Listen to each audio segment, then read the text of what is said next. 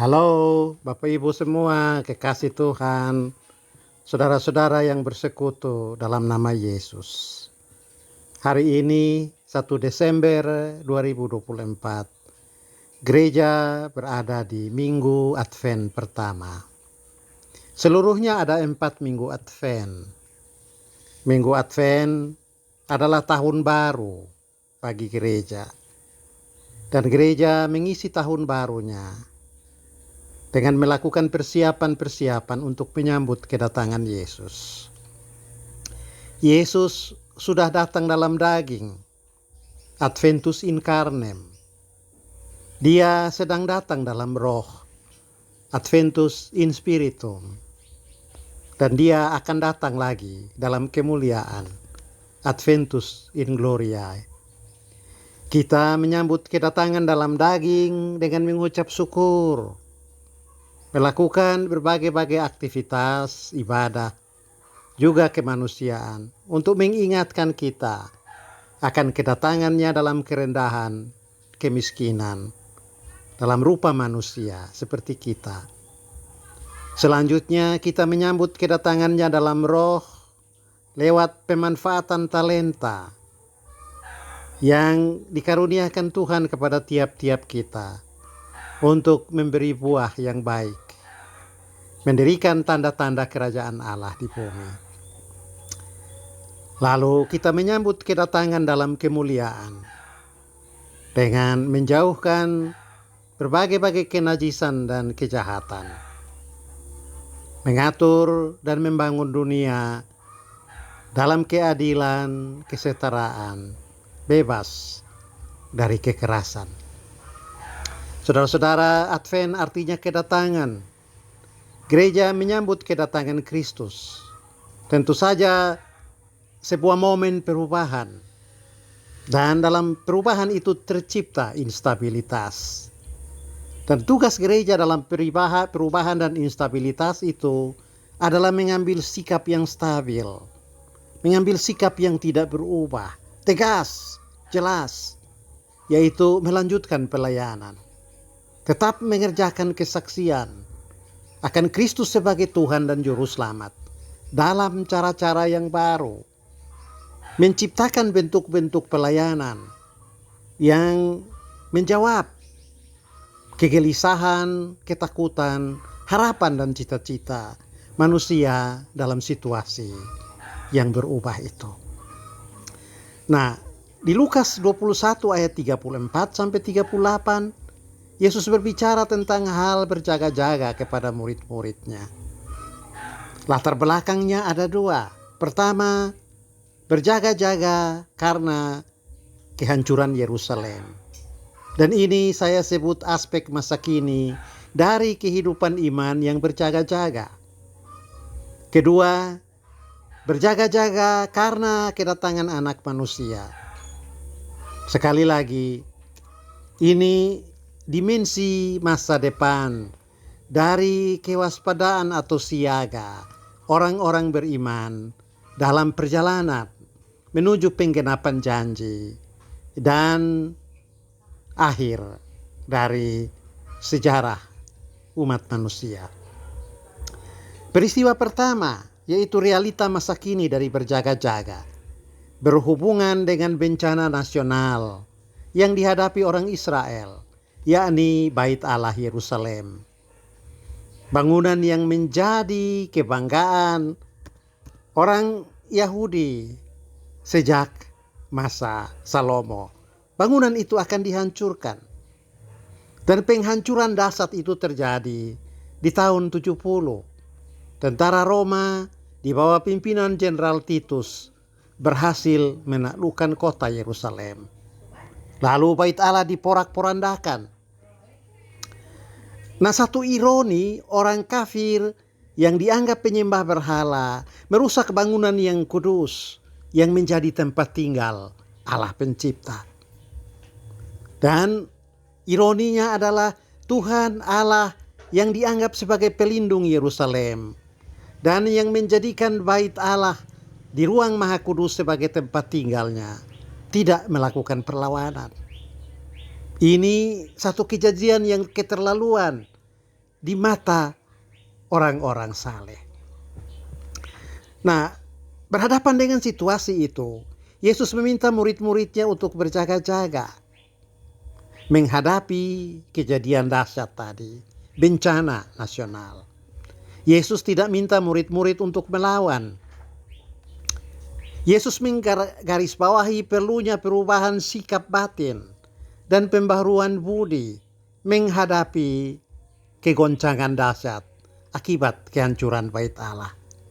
Melakukan perlawanan fisik terhadap kejahatan tidak banyak memberi hasil yang baik, malah akan memperluas kerusakan dan kejahatan. Maksud Yesus dengan berjaga-jaga lebih terarah pada kesediaan dan kemauan untuk membaharui cara pandang terhadap situs kudus, yaitu bait Allah yang mengalami kehancuran nyata di depan mata. Nah, kalau Tuhan tidak mencegah rumahnya dirusak, tempat ibadah umatnya dinodai, dan bangunan kebanggaan orang Yahudi diruntuhkan, itu berarti klaim-klaim buatan manusia tentang rumah itu bukan kebenaran final. Murid tidak boleh habisan membela sebuah pengajaran, termasuk pengajaran yang dibungkus dengan ayat-ayat sorga, jika ternyata ajaran-ajaran itu membuat hati mati, mata buta, dan hidup kaku. Itu kira-kira inti ringkas dari pengajaran Yesus untuk berjaga-jaga, yaitu siap untuk meninggalkan formula-formula yang kaku, mati, buta, statis, dan yang bersifat mengikat, untuk mulai menemukan formula-formula iman yang baru, cara hidup dan perilaku yang mutakhir, untuk tetap memberi kesaksian kepada Kristus yang hidup dan kerajaan Allah yang datang untuk membebaskan manusia. Yesus pernah juga melakukan hal yang sama. Ia datang ke Yerusalem dan mengobrak-abrik praktik jual beli binatang kurban di halaman bait Allah. Padahal justru praktik jual beli itu dibungkus dengan dogma-dogma, pengajaran-pengajaran, dan ayat-ayat yang kelihatannya mentereng dan menjadikan praktik itu sebagai sesuatu yang diturunkan dari sorga. Ayat-ayat yang dipakai untuk membungkus praktik-praktik penjualan itu menegaskan bahwa semua tindakan mengganggu kehidupan ibadah di bait Allah adalah tindakan yang memberontak melawan Allah. Justru Yesus mengobrak-abrik praktek iman kesalehan yang dibungkus dengan ayat-ayat. Tetapi pada dasarnya atau pada intinya justru eksploitasi terhadap kemiskinan dan orang-orang yang menyembah Allah di Yerusalem.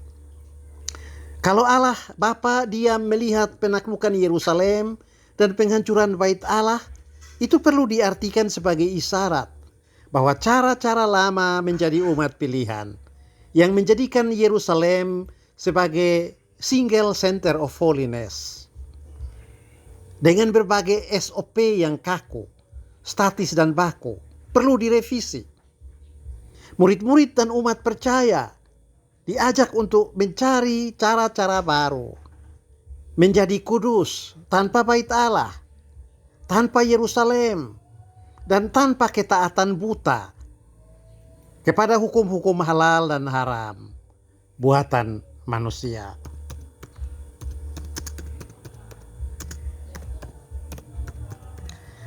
Dalam percakapan dengan perempuan Samaria di sumur kota Sikar, Yesus juga menekankan perlunya menemukan cara-cara baru menyembah Allah dan mewartakan kebaikan Sang Pencipta di zaman yang sedang berubah.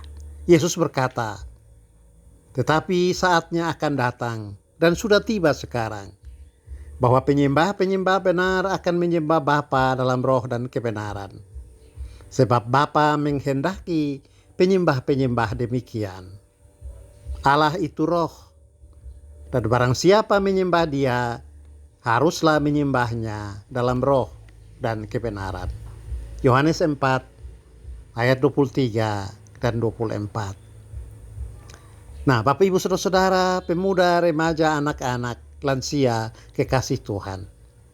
Hancurnya bait Allah di Yerusalem menjadi penanda terjadinya perubahan zaman. Perubahan itu menghasilkan disrupsi, kejutan-kejutan besar. Semua rumusan tentang ibadah, norma-norma kebenaran, dogma-dogma keselamatan yang selama bertahun-tahun dianggap kudus, hancur lebur.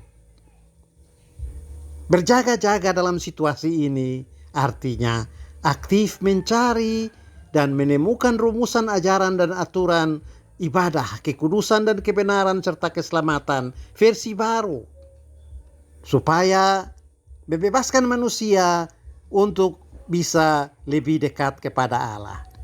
Tapi juga supaya terlepas dari jerat-jerat iman yang tradisionalisme, eksklusivisme, dan legalistis.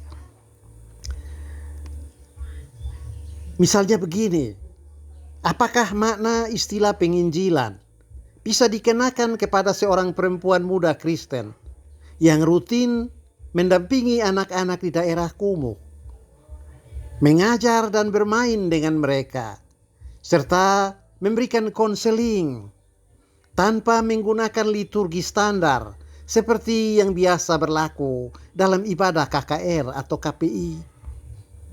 Mungkinkah itu disebut penginjilan? Karena bertentangan dengan SOP penginjilan versi lama dalam pengalaman dan penghayatan hidup orang-orang percaya. Dapatkah sebuah kendaraan milik jemaat yang dibeli dengan persembahan disebut mobil pelayanan? Padahal kalau warga jemaat hendak berobat ke rumah sakit, mereka mesti memesan Maxim. Sementara mobil pelayanan itu ada di pasar untuk mengantar pejabat gereja berbelanja atau diparkir di halaman sekolah karena menjemput anak pejabat gereja. Bagaimana dengan tugas menjaga kebersihan kota dari sampah? Bolehkah itu disebut sebagai ibadah? Sementara ibadah dalam persepsi tradisional adalah kumpul di satu gedung, berdoa, baca Alkitab, memuji, mengatakan amin, lalu kemudian bubar. Bisakah petugas-petugas kebersihan kota yang berjibaku dengan sampah disebut juga sebagai yang melakukan ibadah, memuliakan Allah dan melayani sesama? Apakah merayakan bulan lingkungan hidup hanya sebatas menaikkan doa yang indah seperti yang ditulis dalam tata ibadah, menyanyikan lagu betapa kita tidak bersyukur, bertanah air kaya dan subur, dan mendengar khotbah tentang menjaga alam? Sementara kebersihan kota dibiarkan menjadi tanggung jawab pegawai dinas kebersihan. Nah, di sini saudara-saudara, Bapak Ibu yang kekasih, Yesus minta murid-murid berjaga-jaga sehubungan dengan penghancuran bait Allah. Artinya datangnya masa baru karena simbol-simbol agama dan rumusan-rumusan iman dari periode atau masa-masa yang lalu tidak lagi bisa dipertahankan. Berjaga-jaga di sini berarti siap untuk tidak terjerat dalam feodalisme ibadah, dalam rutinitas liturgi, dalam legalisme iman, dan tradisionalisasi pelayanan. Yesus tidak berubah. Kata kitab Ibrani. Tetapi ungkapan iman dan penyembahan kepada Yesus harus terus diperbaharui dalam dunia dan peradaban yang terus berubah. Ini maksud berjaga-jaga yang disebutkan Yesus dalam hubungan dengan hancurnya Bait Allah dan penaklukan Yerusalem. Kedua, Yesus minta para pengikutnya waspada, berjaga-jaga, mengingat kejadian besar di masa depan, yaitu kedatangan Anak Manusia. Dia, Anak Manusia, akan datang dalam awan dengan kekuasaan dan kemuliaan. Begitu kata Yesus. Kitab-kitab Injil menggambarkan kedatangan itu sebagai momen pemberian upah atau reward kepada orang-orang yang menjalani hidup dalam ketaatan dan pelaksanaan hukuman atau punishment bagi mereka yang hidup dalam pemberontakan. Ukuran yang dipakai bukan sekedar pengakuan verbal akan Kristus sebagai Tuhan dengan rumusan-rumusan tradisional. Bobot dari iman tidak ditentukan oleh kesetiaan liturgis dalam menjalani berbagai hari raya keagamaan dengan pola-pola penyembahan yang kaku dan sudah tersistematis. Juga ukuran untuk penerimaan punishment atau reward bukan lagi pada kepatuhan seremonial kepada berbagai norma dan aturan keagamaan yang diciptakan pada masa agraris. Padahal umat percaya dan peradaban manusia telah masuk dalam masa informasi dan digital. Anak Manusia ketika datang kembali tidak pertama-tama melihat formalisme dan tradisionalisme tadi, tetapi akan melihat buah-buah kehidupan percaya dalam wujud kasih dan bela rasa kepada sesama yang berada dalam kesulitan. Ketika terjadi loncatan peradaban yang bergerak dari agraris masuk ke informasi dan digitalisasi. Menanti Yesus dan berjaga-jaga dalam situasi baru itu mengandaikan bahwa iman bukan sekedar kepercayaan yang kuat kepada kekuasaan dan kebesaran Kristus. Karena iblis juga tahu itu. Iblis juga percaya bahwa Kristus adalah anak Allah dan ia adalah hakim dunia.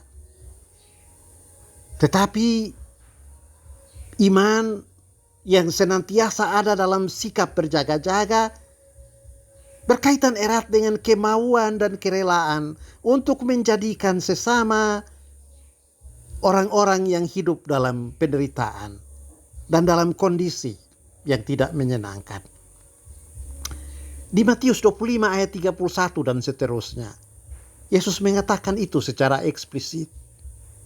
Yesus katakan ketika Anak Manusia datang dalam kemuliaan, ia akan menjadikan sikap kita terhadap orang-orang yang lapar, telanjang, sakit, terpenjara sebagai ukuran untuk menentukan bobot reward dan punishment yang diterima.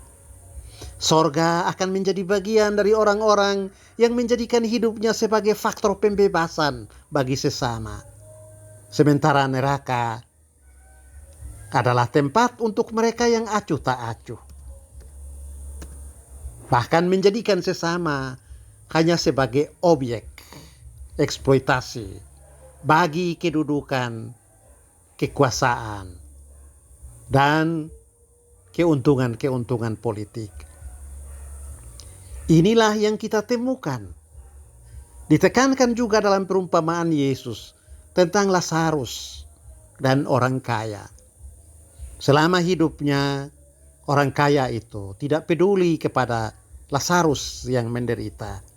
Bahkan dia menjadikan penderitaan Lazarus sebagai sebuah papan reklame untuk memperlihatkan kemampuan ekonomi yang dia miliki.